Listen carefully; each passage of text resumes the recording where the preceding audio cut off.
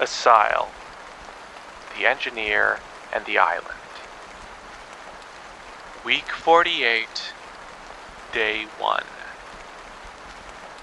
Heavy rains were back today, and because I was starting to collect more nitric acid than is probably safe to have lying around, and because I was going to need it eventually anyway, I decided to spend some time mining again today, though only after I tended to my microbes in the morning.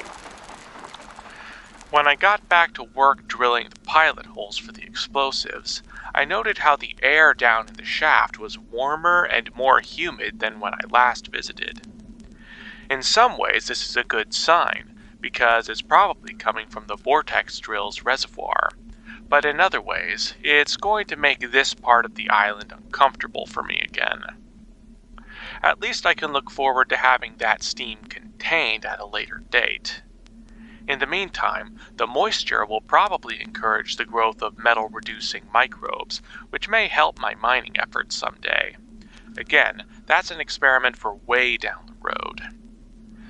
In any case, I spent a few hours blasting, had a late lunch, and continued blasting till the end of the day.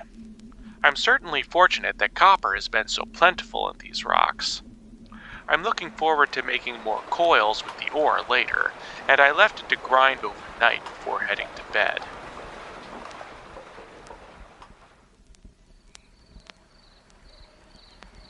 Week 48, Day 2.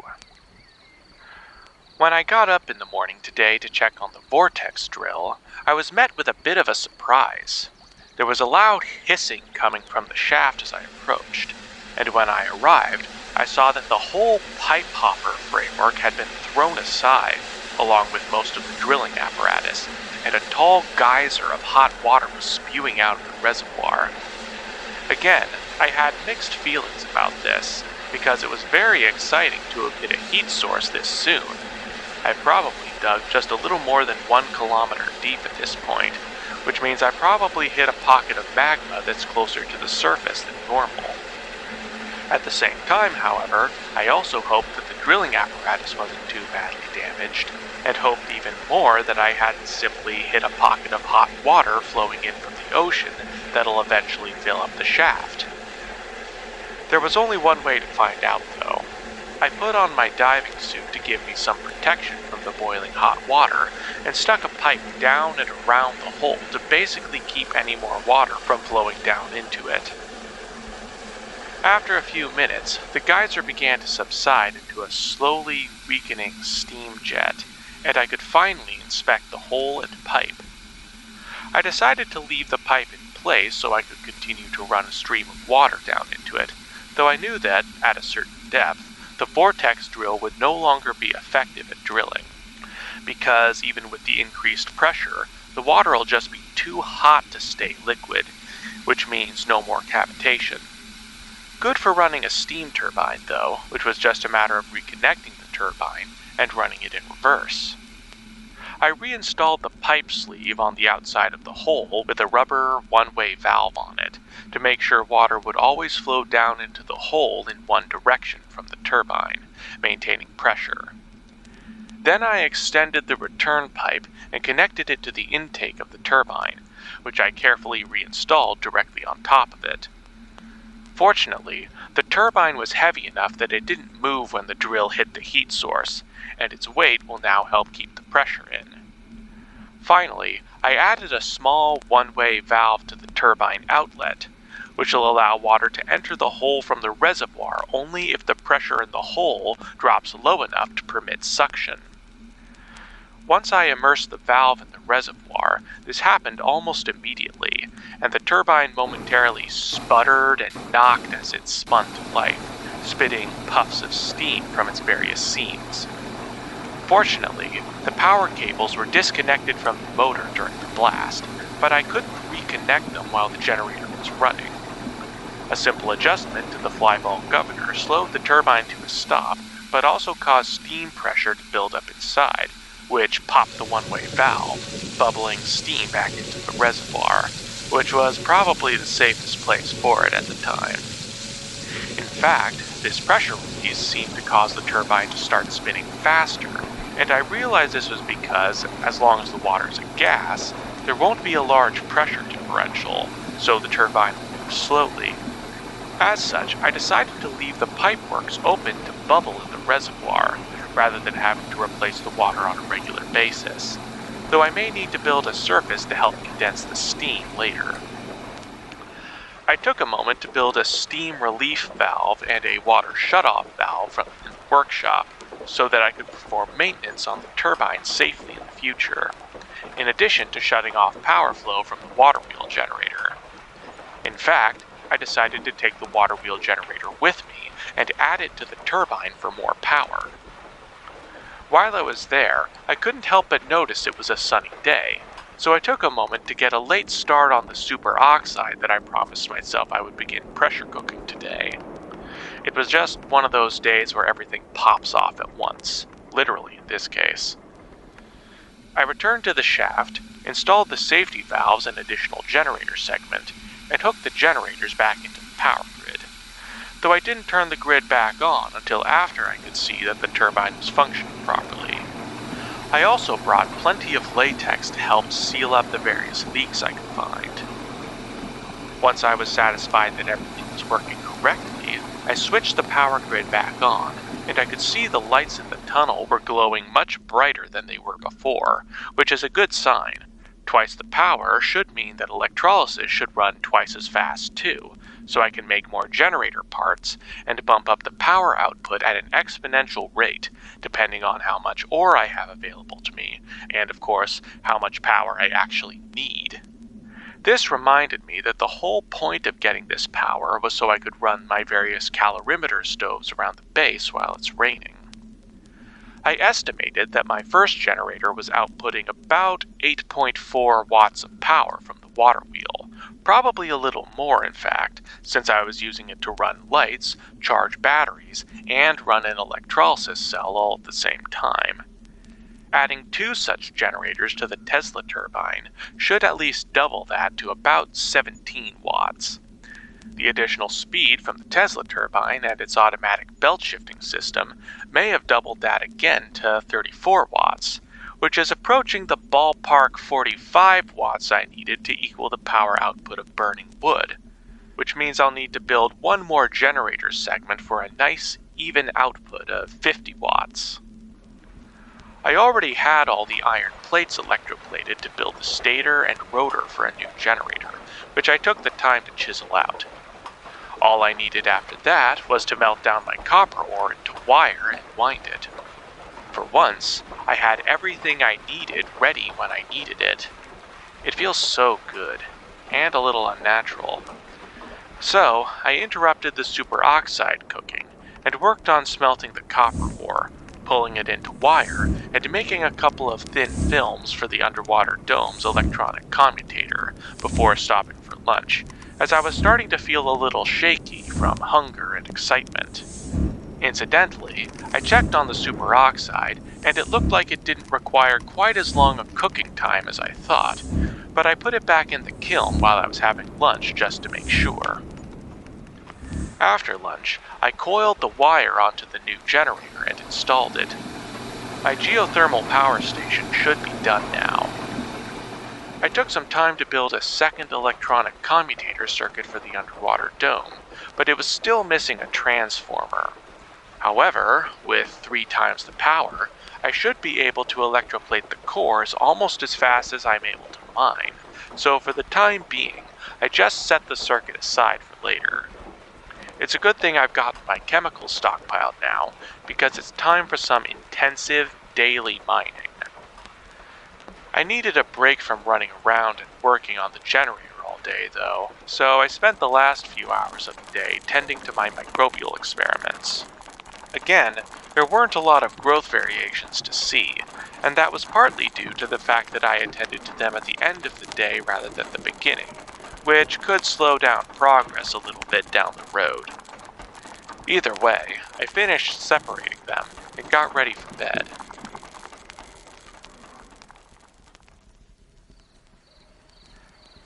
Week 48, Day 3.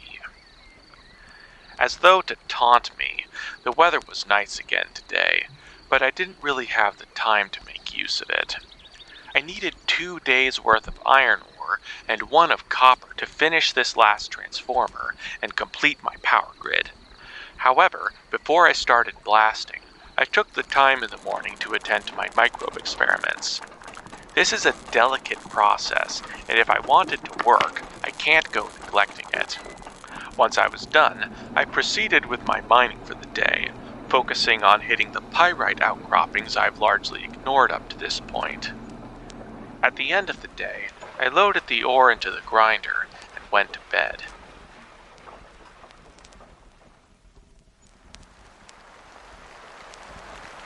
Week 48, Day 4. Rain came back, not that I cared today, as I spent most of it underground after tending to my microbe experiments. Naturally, while I was down there, I kept an eye on the generator to see if anything was wearing down or breaking unexpectedly. I basically repeated the same rhythm I did yesterday. Blasted for a couple of hours, had a late lunch, blasted again until evening before loading the ore in the grinder and moving the crushed ore into the electrolysis tub. I expect my first round of iron plates for the transformer will mostly be done tomorrow.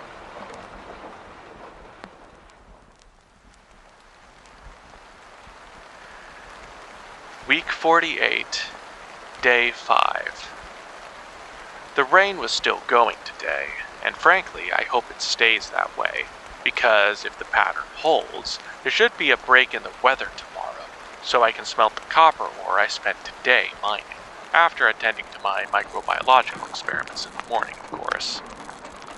Again, today was another rerun of yesterday, and I found myself simultaneously thankful for the break I got the past few weeks writing before this, thankful for the sudden burst of new activity, and looking forward to it being done so I could get back to writing again.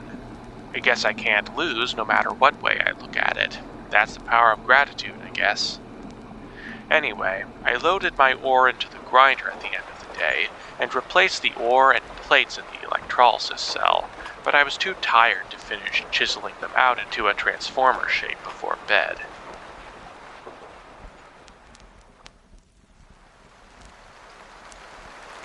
Week 48, Day 6. Again, the weather has decided to spite me with another day of rain now that I'm done with my mining for the week. I suppose this was as good an excuse as any to take a break and attend to other tasks I've allowed to fall by the wayside. I did my microbiological studies in the morning, and looking back on the performance of previous generations, I'm definitely starting to notice improvements, even when the cultures in front of me only showed marginal differences between them. One interesting thing I've noticed in the process of testing the nitrogen-fixing cultures is that some of them appear to grow more in response to light exposure, rather than being killed by it as I was otherwise expecting. This suggests that they may be photosynthetic, and I decided to focus on this particular strain, as it'll be easier to feed and control the growth of in the future. I couldn't think of anything else I really needed to do, nor could do effectively in the rain, so I decided to get back to my writing a little earlier than usual, moving on from Office Complex to We've Got Hostiles. In hindsight, I'm not sure if writing this series of chapters was therapeutic or harmful to me, because I ended up channeling all my feelings of betrayal from having to deal with the smugglers into those pages, and I had to take a break in the afternoon when the emotions seemed to be getting too strong. Took the opportunity to get lunch, even though I didn't feel very hungry. When I got back to writing, I made sure to include opportunities to rescue some of the scientists getting gunned down by the soldiers. That was always one of my favorite parts of that section of the game, though at the cost of extra health and ammo. Seems a fair trade. At the end of the day, I even had time to get started on the Blast Pit chapter, and had to figure out a way to make sneaking past the tentacle monsters more interesting than just throwing something to distract them.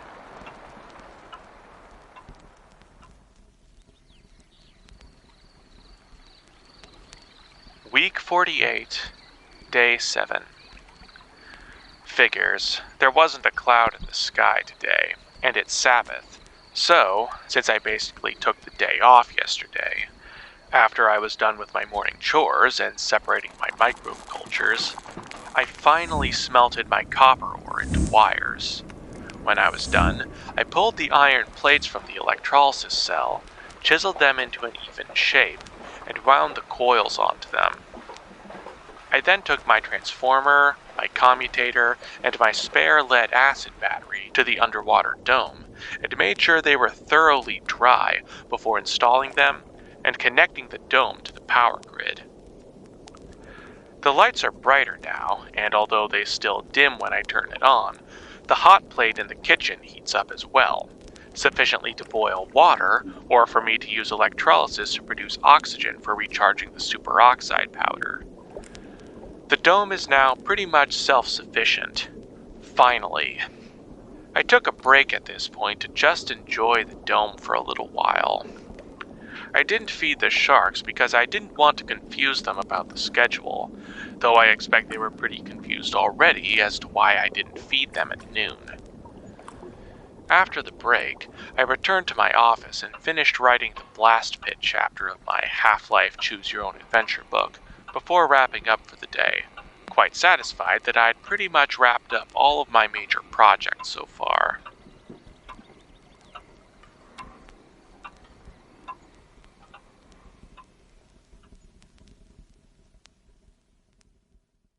It's over, isn't it? Isn't it? Time for the bloopers. I've still got a few more weeks before the end of the year. Relax, it's not over yet. Okay, song break. My nose is clear now. Week 48. No, wait, that's too soon. Getting ahead of myself. Though I knew that, at a certain depth, the vortex, and I realized this was because, as long as the water is a gas, it won't be. Wait, what? I lost my spot. I switched the power grid back on, and I could see the lights in the tunnel were for once. No, wait, I already said that. As though to I proceeded with my mining for the day, focusing on hitting the pyrite outcrop. Blasted for a couple hours, had a late lunch. Blasted for a couple hours. And looking forward it. You're skipping a word there. Hey there. Thanks for listening all the way to the end. It's been a long road getting here, but it's great to have the geothermal well finished, and with it, a consistent, renewable supply of energy. Don't think that means I'm going to retire or anything. Like Captain Kirk, I could always use more power, and the borehole may have a few more surprises in store for me. So, if you want to see what I make of them, you can press the subscribe and bell buttons to get notified as soon as the next episode bubbles up from the depths. Now, although I've laid down some pretty deep roots on this island today, it would help me out more than anything else if you could share this video with someone who you think would enjoy it. I may not be trying to leave anymore, but I would like to have some friends to invite over every now and then. And since you liked it enough to watch it all the way to the end, you can press the like button to say so, and to light a proverbial fire under the algorithm to share it with folks who watch the same stuff you do.